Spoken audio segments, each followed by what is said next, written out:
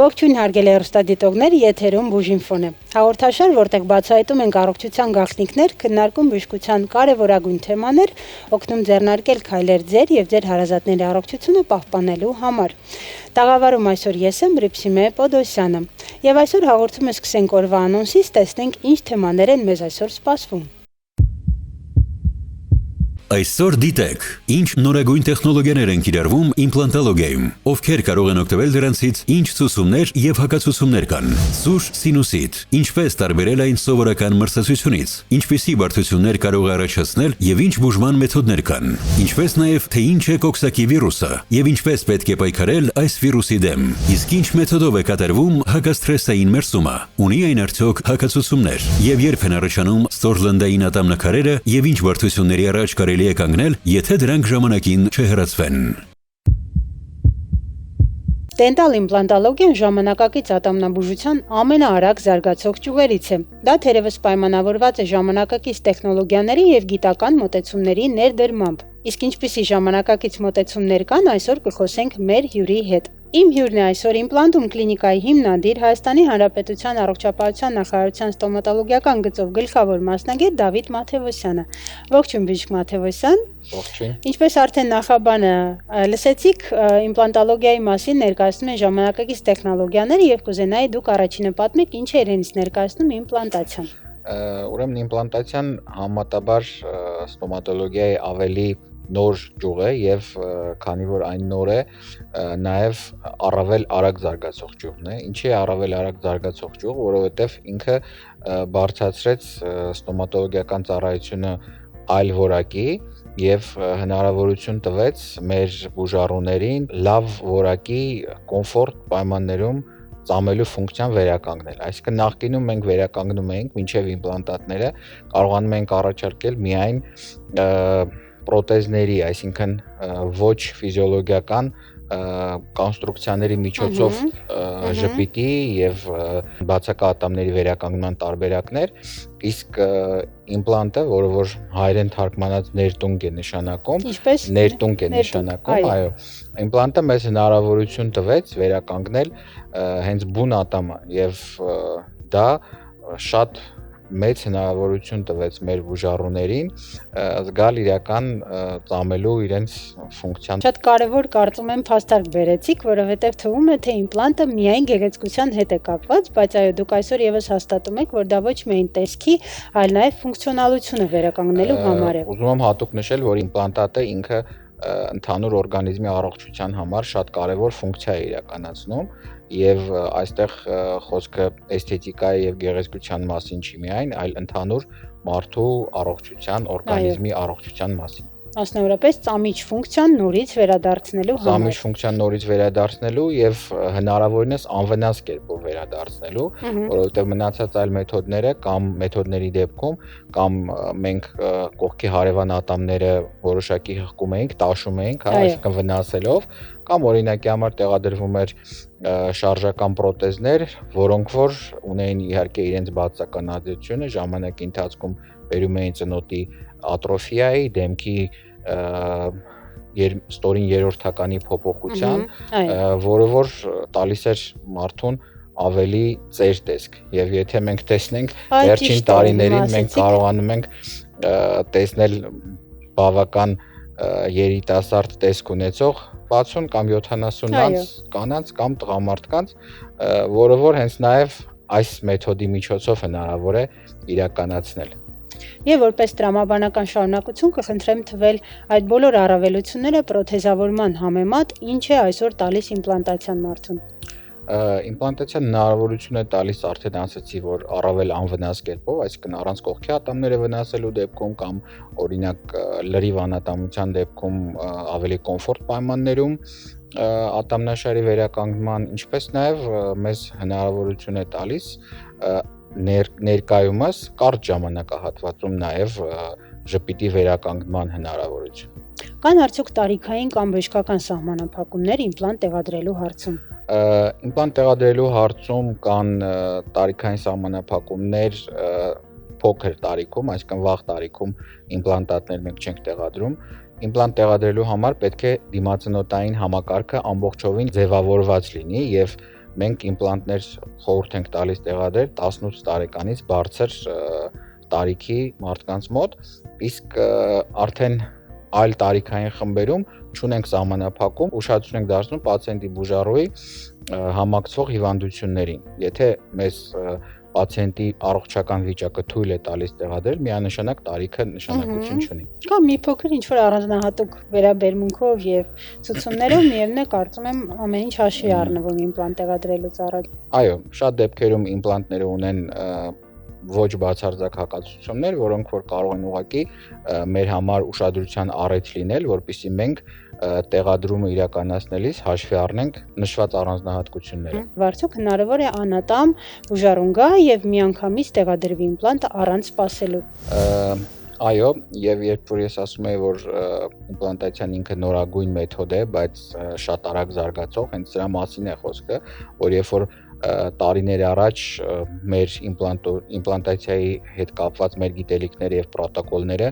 ամբողջովին նրա մասին են, որ իմպլանտը պետք է տեղադրել, սպասել երկար ժամանակահատված, նոր ամիսներ, այո, չունենալ ատամներ կամ ինչ-որ ժամանակավոր տարբերակներ ընտրել։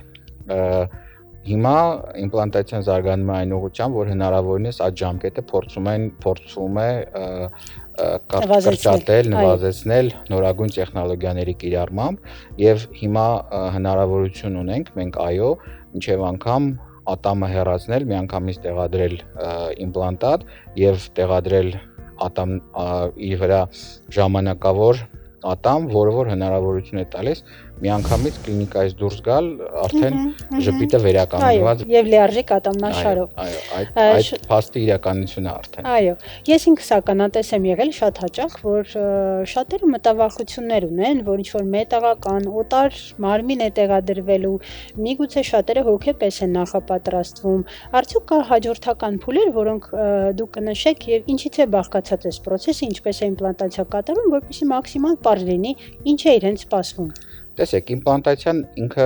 հանդիսանում է վիրահատական միջամտություն, բայց ստոմատոլոգիայում ատամի հեռացման process-ը նույնպես վիրահատություն է համարվում, հա, մեր ոլորտի փոքր վիրահատության տեսակն է։ Ինքը շատ դեպքերում սովորական ատամի հեռացման կամ մի փոքր բարդ ատամի հեռացումից շատ ավելի հեշտ է իրականացվում, քան այդ ատամի հեռացումը։ Եվ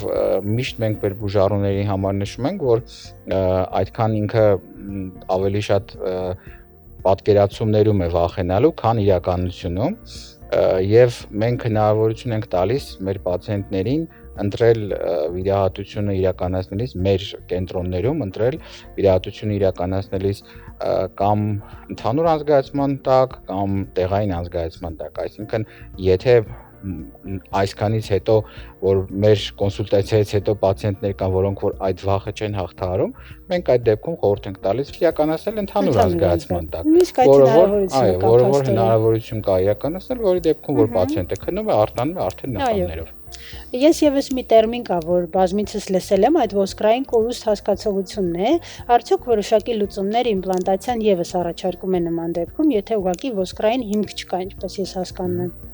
Ուրեմն հենց անհապաղ իմպլանտացիան հենց դրա համար է նաև այս պահին շատ մեր կողմից օգտագործվող, քանի որ երբ որ մենք անում ենք անհապաղ իմպլանտացիա, այդ դեպքում ատամի հեռացումից ու միանգամից իմպլանտի տեղադրման դեպքում մենք կարողանանք խուսափել այդ առաջին ամիսների ագրեսիվ ոսկրե ապաճից, բայց եթե արդեն ունենք բուժառուներ, ովքեր որ ունեն կորցրած ատամներ ու տարիների ընթացքում կրելով պրոթեզներ կամ ուղղակի ատամներ չունենալով եւ այդ ապաճը արդեն եթե իրենց մոտ կա, մենք առաջարկում ենք մի շարք մեթոդներ ոսկրի վերականգնման։ Այսինքն ոսկրի վերականգնման մի շարք մեթոդներ կան, որի դեպքում որ մենք կարողանում ենք հետ բերել կորցրած ոսկորը, նոր տեղադրել իմպլանտատներ։ Ընդհանուր առմամբ իմպլանտացիայի process-ը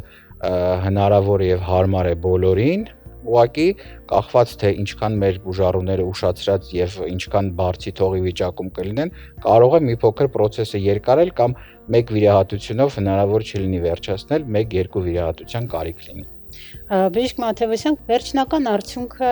ումից է եւ ինչից է հիմնականում կախված, այստեղ արդյոք միայն մասնագետի պրոֆեսիոնալիզմն է, նորագույն տեխնոլոգիաներն են, բուժառուն ինչ որ անելիք ունի թե ոչ։ Ընդհանուր առմամբ իմ կարծիքն է, որ բժշկական բոլոր միջամտությունները դա թիմային աշխատանք է, այսինքն հնարավոր չի, փոխհամաձայնեցված թիմային աշխատանք է եւ այստեղ շատ կարեւոր է եւ բժշկի կոմպետենտությունը, մասնագետ տեսակ լինելը, հա, թե ինչպես է իրականացնում կամ ինչ ճանապարհով է իրականացնում իր հատությունը եւ կլինիկայի հագեցվածությունը եւ աշխատող թիմի մասնակիցները, ինչպես նաեւ բուժառուի ցանկությունը եւ վստահությունը, որը որ նույնպես շատ մեծ նշանակություն ունի։ Իհարկե կուզենայի, որ դուք ձեր նաեւ հեղինակավոր կարծիքը ասեք, ինչին պետք է բուժառուն մեր հեռուստադիտողը մասնավորապես ուշադրություն դարձնի կլինիկա ընտրելուց։ Ես խորհուրդ եմ տալիս ընտրել բժշկին, ընտրել կոմպետենտ մասնագետի, ընտրել կլինիկա, որը որ ունի համապատասխան հագեցվածություն եւ համապատասխան թիմ, ինչպես նաեւ շատ մեծ կարեւորություն ունի փորձը։ Օրինակ մեր կլինիկայում մենք արդեն 10 տարուց ավել զբաղվում ենք իմպլանտացիայի մեթոդով, այսինքն տարիների փորձը շատ մեծ նաեւ նշանակություն ունի այս աշխատանքում։ Շատ մեծ նշանակություն ունի այն փաստը, թե ինչքան արագ են նոր տեխնոլոգիաները ներդրվում տվյալ հաստատությունում, որովհետև ես արդեն նշեցի, որ իմպլանտացիան շատ արագ զարգացող ճյուղ է եւ մի տարի առաջվա գիտալիստները կարող են արդեն հնացած լինել, շատ կարեւոր է շարունակական կրթությունը թիմի։ Իրազեկված եւ ժամանակակից մոտեցումներին ծանոթ բժիշկ լինի ամենակարևորը։ Կարծում եմ ամենակարևորագույն երևի թե սկզբունքը նշեցիք եւ ամփոփելով մեր այսօրվա հանդիպումը կխնդրեմ ասեք ինչ խորհուրդ կտաք ընդհանրապես մեր հեռուստադիտողներին, ինչ անել իմպլանտացիայից առաջ եւ հետո արդյոք կան տարածված սխալներ, որոնք հիմնականում բուժառուները թույլ են տալիս։ Ուրեմն ընդհանուր առմամբ իմպլանտացիայի հատուկ պատրաստական փուլ գոյություն չունի, այսինքն այստեղ ուղղակի ուզում եմ խորհուրդ տալ մեր բուժառուներին, որ ատամի բացակայությունը ինքը շատ ավելի մեծ վտանգ է, քան օրինակ ախտահարված ատամ ունենալը, որովհետև ատամի բացակայությունը ինքը բերում է ատամնածնոտային ընդհանուր համակարգի փոփոխման, որը որ շատ ավելի բարդ է հետագայում վերականգնել, քան օրինակ ինչ որ ատամ հեռացնել եւ տեղում իմպլանտ տեղադրել։ Խորհուրդ եմ տալիս, որ մեր բուժառուները լինեն այդ հարցում մաքսիմալ պատասխանատու եւ երկար ժամանակ առանց ատամի ուղղակի չմնան, որովհետև ինչքան արագ եւ շուտ վերականգնվի, այնքան ավելի process-ը եւ մեր համար եւ իրենց համար հեշտ կլինի։ Միանշանակ բոլոր առումներով։ Շնորհակալ եմ շատ հետաքրքիր ու հագեցած զրույցի համար, շնորհակալ եմ բժիշկ Մաթևոսյան, որ ժամանակ գտաք ձեր զբաղված գրաֆիկում եւ այցելեցիք այսօր մեզ։ Իսկ ես հիշեցնեմ, որ այսօրվա իմ հյուրն էր իմպլանտ ու ստոմատոլոգիական կենտրոնի հիմնադիր, Հայաստանի Հանրապետության առողջապահության նախարարության ստոմատոլոգիական գծով գլխավոր մասնագետ Դավիթ Մաթևոսյանը։ Իսկ այս պահին տեղափոխվենք խորհուրդ մասնագետից էջ։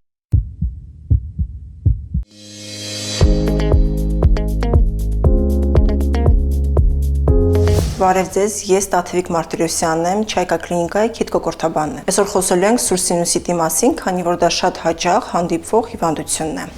Սուր սինուսիտը դա խոռոչների լորձաթանդի բորբոքվածություն է, որը տևում է մոտ 4 շաբաթ։ Կրում է վիրուսային, նաև բակտերիալ բնույթ։ Վիրուսային սուր ռինոսինուսիտը հանդիպում է 90-ից 98% դեպքերում։ Զարգանում է սուր շնչառական վիրուսային վարակի ֆոնին։ Բակտերիալ սուր ռինոսինուսիտը հանդիպում է 2-ից 10% դեպքերում։ Առաջացնում է Streptococcus pyogenes, նաև Moxarella catarrhalis։ Այս հիվանդության ռիսկի գործոններն են վիրուսային վարակները, քթի պոլիպները, ալերգիկ ռինիտը, ծխախոտի օգտագործումը, նաև քթի միջնապատի շեղվածությունը։ Վիրուսային սուր ռինոսինուսիտի գանգատներն են քթի փակվածություն, ռինորեա, դա նշանակում է, որ քթի արտադրությունը լորձային թափանցիկ է լինում։ Նաև հնարավոր է հազ։ Աստիճանաբար նկատում ենք լավացում 7-րդ, 10-րդ օրը։ Սուր վիրուսային ռինոսինուսիտի դեպքում 10-րդ օրը գանգատները մեղմանում են, իսկ բակտերիալ սուր սինուսիտի դեպքում գանգատները պահպանվում են 10 օրից ավել։ Բակտերիալ սուր սինուսիտի ժամանակ նկատվում է թարախային արտադրություն, հետ հոսք, խոռոչների հատվածում ցավ։ Սուր սինուսիտի դեպքում ամենակարևոր ախտորոշումը համարվում է համակարգչային տոմոգրաֆիան։ Սուր վիրուսային ռինոսինուսիտի դեպքում նշանակում ենք տեղային բուժում, այսինքն աղային լուծույթներով կատարում ենք թիլվացումներ, եթե անհրաժեշտ է լինում օգտագործում ենք անոթե սեղմիչ 3-ից 5 օր։ Նաև անհրաժեշտության դեպքում նշանակում ենք ցավազրկողներ։ Իսկ բակտերիալ սուր ռինոսինուսիտների դեպքում նշանակում ենք հակաբիոտիկներ։ Սուր սինուսիտի դեպքում դիմեք բժիշկի, եղեք առողջ։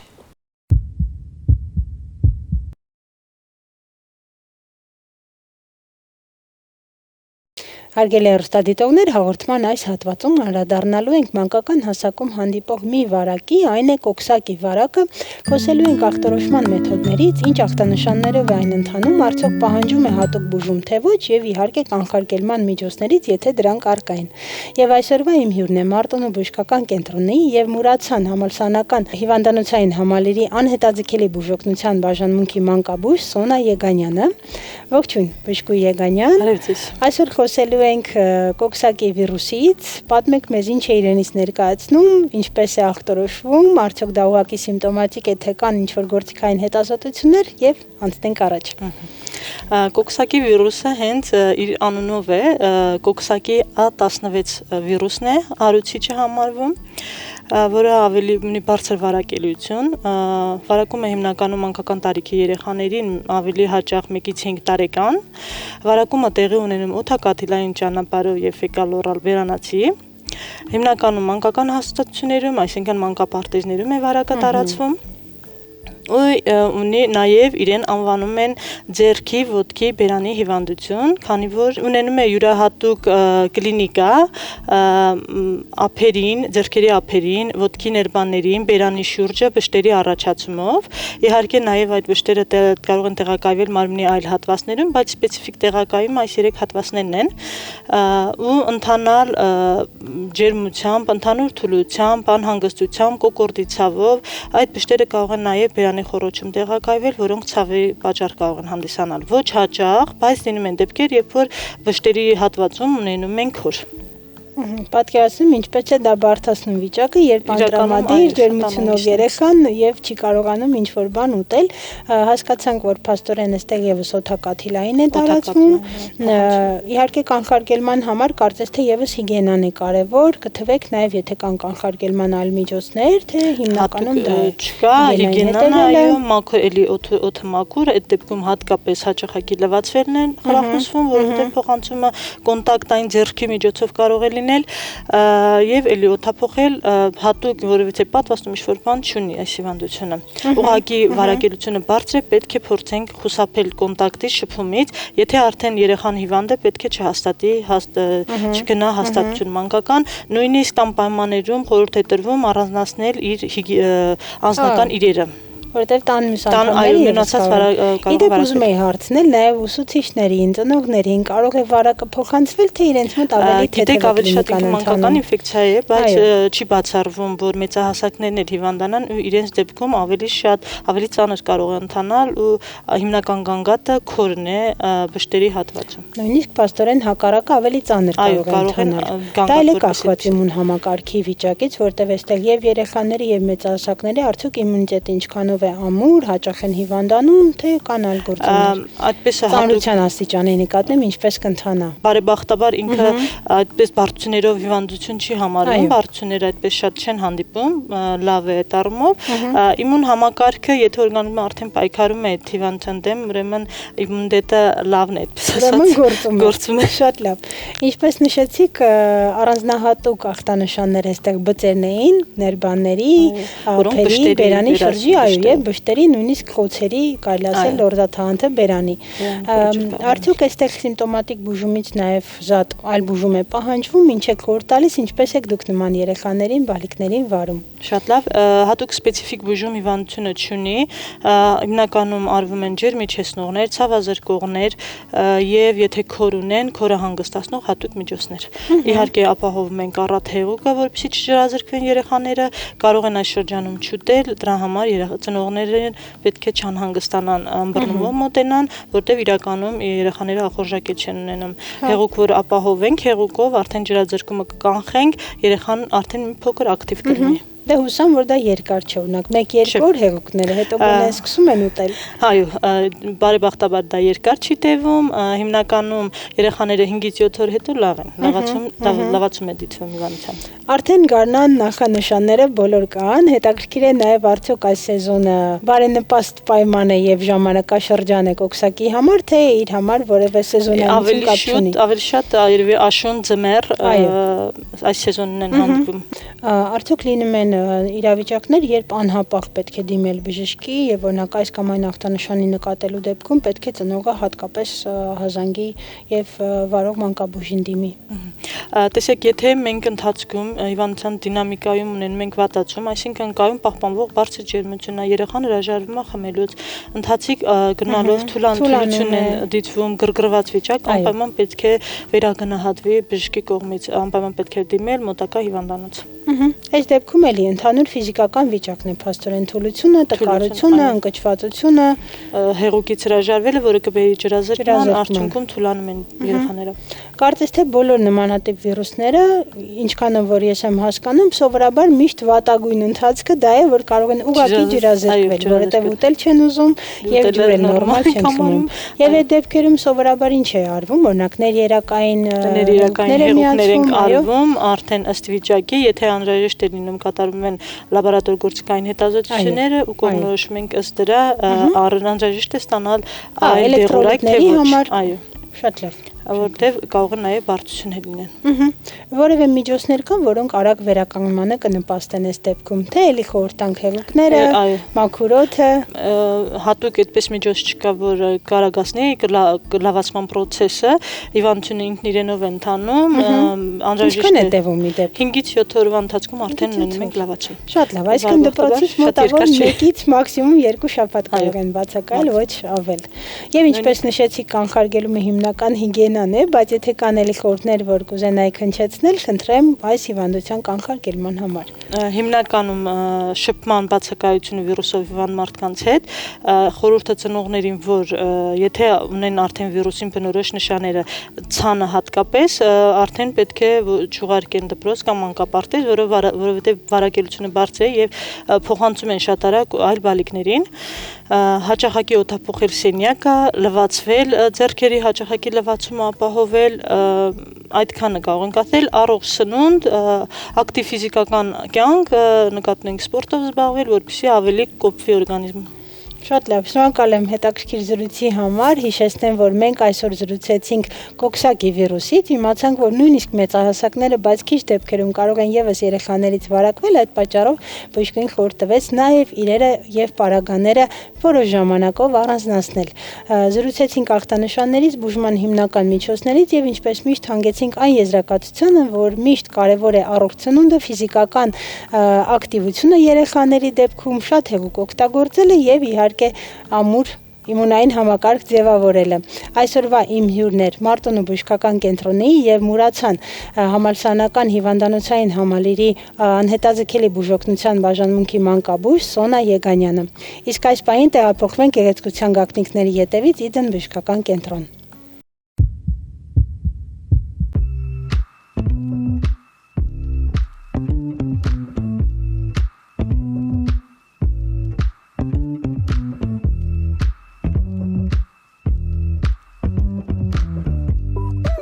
Դե ինձ սիրելի հեռուստադիտողներ, այժմ գտնվում ենք Իդեն բժշկական կենտրոնում։ Մեզ հետ այսօր լինելու է բժշկական կենտրոնի կինեզիոլոգ մերսող Արմինե Ֆերդին, եւ մենք խոսելու ենք հակաստրեսային մերսման մասին։ Ողջույն Արմինե։ Ողջույն ձեզ։ Այ ինչ է հակաստրեսային մերսումը եւ ինչ նպատակով է այն կատարվում։ Հակաստրեսային մերսումը մի մեթոդ է, որը միացնում է հանգստության եւ բարեկեցության տարրեր, օգտագործելով մերսման մի շարք տեխնիկաներ, արոմաթերապիա,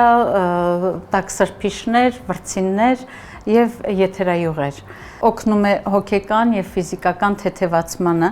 Հակաստրեսային մերսումը նախատեսված է սթրեսի նվազեցման, տրամադրության բարձրացման եւ մտքի ու մարմնի ներդաշնակության ձեռք բերելու համար։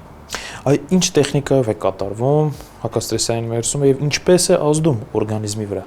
Մերսումը, որը իրականացնում ենք շնչառության միջոցով, արոմաթերապիայի միջոցով է իրականանում, տաք յուղերի միջոցով է իրականանում, արոման ինքը մերսման աշխարհում մեծ դեր ունի, ինչպես թեթևացնող, հանգստացնող դեր ունի, նույն չափով ինքը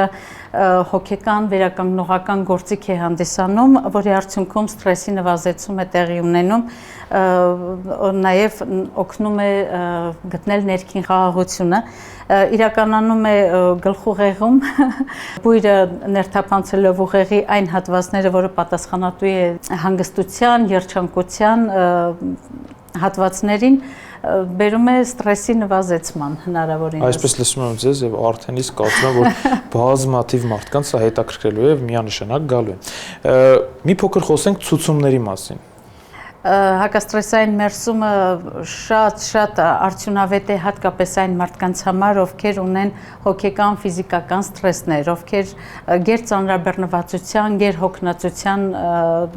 արդյունքում անգամ ժամանակ չունեն հանգստի։ Նախատեսված է նաև օրվա դժվար ավարտին, ուղևորության սկիզբ, ուղևորությունից հետո եւ ընդհանրապես ովքեր որ ցանկանում են վերագտնել խաղաղություն։ Խոսքով անգամ ծանր աշխատանքային օրվա ավարտին կարելի է գալ եւ այսպես ամբողջապես հանգստանալ։ Այո։ Շատ լավ։ Իսկ ում չի կարելի այս պրոցեդուրան այդ դեպքում։ Մերսումը ինքը հակացուցված է մաշկային խնդիրների դեպքում, հղիության շրջանում չի կարելի սրտային խնդիրների պարագայում, նույնիսկ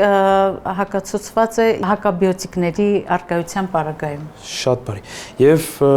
որքան հաճախ կարելի է կատարել այս հակաստրեսային մերսումը։ Ըստ առողջական վիճակի խորհուրդ է տրվում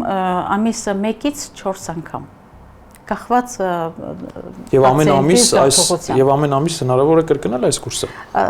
Կախված խնդրի վիճակից անգամ ցուցված է շաբաթը 1 անգամ, մյուս պարագայում անգամ ամիսը 1 անգամ։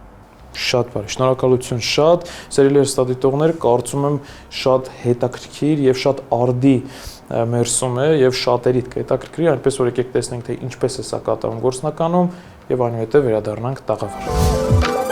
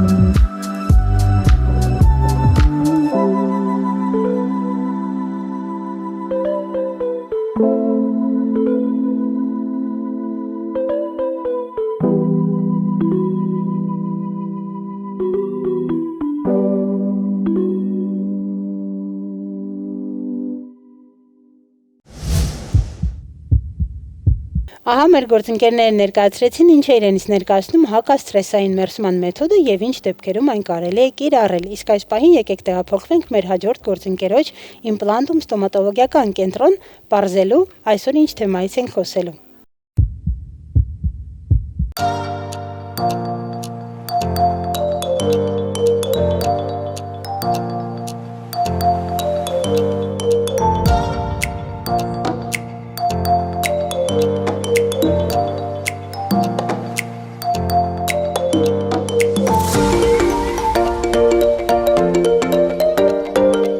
Հարգելի հեռուստադիտողներ, այս պահին մենք գտնվում ենք իմպլանտում ստոմատոլոգիական կենտրոնում եւ զրուցելու ենք բժիշկ ստոմատոլոգ Լյուբա Մինասյանի հետ։ Ողջույն բժիշկ Մինասյան։ Ողջույն։ Այսօր զրուցելու ենք ստորլնդային ատամնաքարերից։ Խնդրեմ պարզաբանեք ինչ են իրենից ներկայացնում ստորլնդային ատամնաքարերը։ Շատ լավ։ Ընդհանրապես ատամնաքարերը դրանք ատամնային նստվածքաշերտ են իրենցից հանդիսանում եւ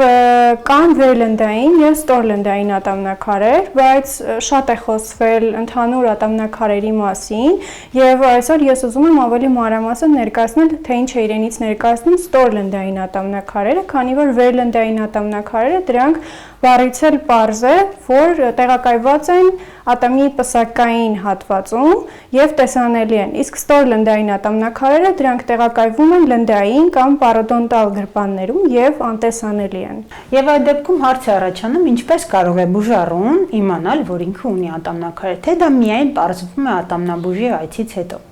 Բուժառուն որպես այդպեսին կարող է չիմանալ, որ ունի ստորլնդային ատամնաքարեր։ Գանգատել չի առաջացնում։ Գանգատներ կարող են լինել, եթե լինեն բորբոքային վառ արտահայտված երևույթներ, այդ պարագայում կարող է դիտվել օրինակ արյունահոսություն։ Բուժառուն չի իմանա, որ ինքը ունի ստորլնդային ատամնաքարեր, եւ այս պարագայում շատ կարեւոր է ճիշտ մասնագետի ընտրությունը, որպեսզի պրոֆեսիոնալ մոտեցում ցույց տրվի։ Միջև մոտեցումներին անցնելը ինձ հետաքրքիր է, ինչ հիմնական առաջացման պատճառներ կան այս ատամնաքարերի։ Հիմնական առաջացման պատճառները շատ բազմազան են, կարող է լինել տարբեր օրգան համակարգերի հետ կապված հիվանդությունների դեպքում, բայց հիմնական ավելի շատ տարածված խնդիրը, որով մեզ դիմում են, դա բերանի խոռոչի վատ հիգիենան է կամ բացակայությունը, որի դեպքում դիտվում է ատամնաքարերի առաջացում։ Ատամնաքարերի տարածման ուղղությունները կարող են լինել երկու տեսակ, կամ ստորլնդային, կամ վերլնդային, կամ երկուսը մեկում, երկուսն իրար հետ եւ այս պարագայում ստորլնդային ատամնաքարերը իրենց տեսակով կազմությամբ տարբերվում են, ավելի ամուր են կպած, կարծր են, խիտ կազմություն ունեն, իսկ գույնը տարբերվում է, մուգ շագանակագույնից մինչև սև կարող է լինել։ Ինչպես հասկացանք, հիմնական պատճառը սխալ հիգիենան է կամ առհասարակ հիգիենայի բացակայությունը, այսինքն այստեղ եւս մեկ անգամ փաստում ենք, որ տնային եւ առօրյա խնամքը շատ կարեւոր է ատամների առողջության համար։ Եվ կարող եք նշել նաև ինչ մոտեցումներ են ցուցաբերում պրոֆեսիոնալ մասնագետները, մասնավորապես իմպլանտում կենտրոնը ատամնաքարերի առկայության դեպքում, ստորլնդային։ Ստորլնդային ատամնաքարերի հեռացման համար գոյություն ունի հատուկ գործիքներ, գործիքակազմ, հատուկ տեխնիկա, հմտություններ, որին պետք է բժիշկ ստոմատոլոգը տիրապետի եւ շատ են լինում պացիենտներ, որ դիմում են մեր կլինիկա եւ նշում են, որ պրոֆեսիոնալ հիգիենա կատարվել է 2-3 ամիս առաջ, սակայն նորից առկա են առատ ատամնաքարեր։ Դա վկայում է այն մասին, որ այստեղ առկա է ստորլնդային ատամնաքարեր եւ հիմնովին մանրամասն բժիշկը չի զննել եւ չեն հեռացվել, չի կատարվել պրոֆեսիոնալ մանրամասն մոտեցում։ Արդյոք կարելի է կանխարգելել, եթե ժամանակին եւ եթե կա հակվածություն, օրինակ տարեկան քանի անգամ է խորհուրդ տրվում գալ այցի եւ այդ ատամնաքարերը հեռացնել։ Տարեկան խորհուրդ է տրվում 6 ամիսը 1 գոնե այցելել բժիշկ ստոմատոլոգին, բայց եթե լինում են վառ արտահայտված երևույթներ, բորբոքային պրոցեսներ կամ այլ խնդիրներ, այս դեպքում խորհուրդ է տրվում գալ 3 ամիսը 1 հաճախականությամբ։ Բայց սովորաբար պլանային այցերը տարեկան 2 անգամ կարծես թե բավարար է։ Պրոցեդուրայի մասին եթե կարելի է մի փոքր մանրամասնել, արդյոք դա ցավոտ է, տրավմատիկ է, արունահոսում են թե ոչ, ինչ որ նախապատրաստումներ պահանջվում է թե ոչ, որ պետք է բուժառուն եւ մեր հեռուստադիտողները իմանան այդ մասին։ Քանի որ ատամնաքարերը գտնվում են ստորլնդային հատվածում, այս դեպքում մենք կատարում ենք անզգայացման տակ ամբողջ process-ը, որպեսզի մաքսիմալ կոմֆորտ լինի պացիենտների համար։ Այսինքն ցավ չեն զգա գրեթե եւ որևէ դիսկոմֆորտ չեն ունենա, եթե կատարվի անզգայացման տակ։ Այո, ցավ չի լինի։ Կան արդյոք բարդություններ, եթե ստորլնդային ատամնաքարերը չեն հեռացվում։ Այո, կարող են լինել բարդություններ, եթե ժամանակին չդիմել բժիշկ ստոմատոլոգի, այս դեպքում կդիտվի լնդերի բորբոքում, ոսկրի մակարդակի իջեցում, կարող է լինել նաև արմատների մերկացում եւ ատամի կորուստ։ Որը կարծում եմ մեր հեռուստադիտողներին ուսամ չի սպառնում, որովհետև մենք այստեղ ենք հենց իրազեկելու համար եւ պատմելու նորագույն մոտեցումների մասին, հատկապես իմպլանտում ստոմատոլոգիական կենտրոնում, որպեսզի խուսափենք այդպիսի բարդություններից։ Շնորհակալ եմ բժիշկ Գույլուբա հետաքրքիր զրույցի համար։ Հիշեցնեմ, որ մենք գտնվում էինք մեր գործընկեր իմպլանտում ստոմատոլոգիական կենտրոնում եւ զրուցեցինք ստորլնդային ատամնաքարերի մասին։ Այսօր այսքանը։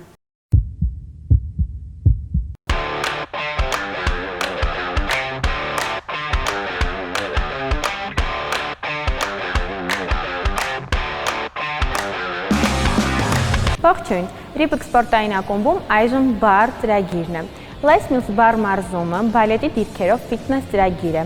Այն շատ լավ է բոլոր մկանախմբերի համար, իրանից ներկայացնում է եւ կարդիո եւ ուժային հատված։ Ամբողջովին դասը տևում է 30 րոպե։ Հակացություններ ունենք, այն մարդիկ, ովքեր ունեն ճողվածքներ, ովքեր ունեն ասանկայի հետ խնդիրներ կեցվածքի, նախորոք մոտենում են եւ խոսում են մարզիչի հետ, այնուհետեւ կարող են մասնակցել։ Քանի որ կատարում են քաշերով, նախորոք պետք է մարզիչի հետ խոսել բոլոր խնդիրների մասին։ Ովքեր ուզում են ունենալ ուժ, սլացիկ մարմին, գեղեցիկ կեցված, կարող են մասնակցել մեր ծրագրին։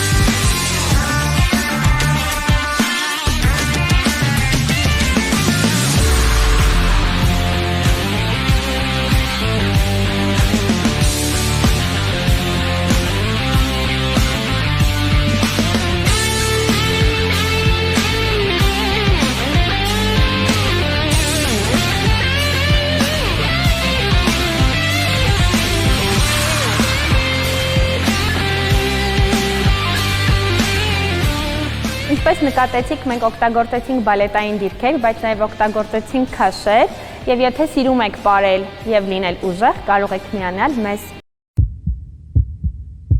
Դե ինչ, այսօր պատրաստել էինք այսքանը, ամփոփելով թեմաները, նախ հիշեցնեմ, որ մեր եթերները կարող եք դիտել նաև YouTube-յան ալիքով։ Գլխավոր թեմայի շրջանակներում խոսեցինք նորագույն տեխնոլոգիաների իմպլանտոլոգիայի մասին,